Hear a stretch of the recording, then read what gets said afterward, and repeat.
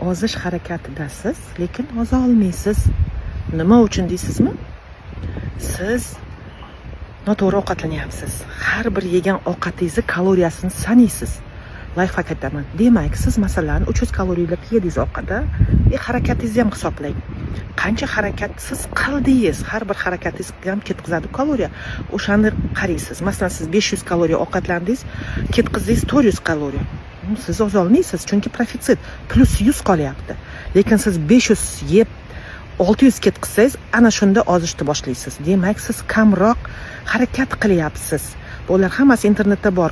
Qancha kaloriya ovqatingiz, qancha ketkazganingiz hammasini topasiz. Defitsit kaloriya bo'lishi kerak, azizlarim. Og'zimizga ham skocham yopishtirish esingizdan chiqmasin. O'zimizni ovqatimizga ham bog'liq. Mana fashistlar, bilasizlar, ulug' vatan urushida nima qilgan? Konslagerlar bo'lgan, plenga olishganda, o'shalar konslagerda qamab qo'yishgan. O'sha yerda kimdir semiz bo'lganmi, aytinglarchi? Tirq suyak bo'lib ketgan, chunki ovqatlanish bo'lmagan. Defitsit kaloriya juda ham kuchli bo'lgan. Oliy toifali akusher-ginekolog, reproduktolog xirurg Qobulova Gulbahor Pirimqulovna hammasi o'zimizga bog'liq, azizlarim, hammasi o'zimizdan. Birovni ayblamaymiz. Sog' bo'linglar, juda ham go'zal, latofatli bo'lib yurish nasib etsin hammamizga.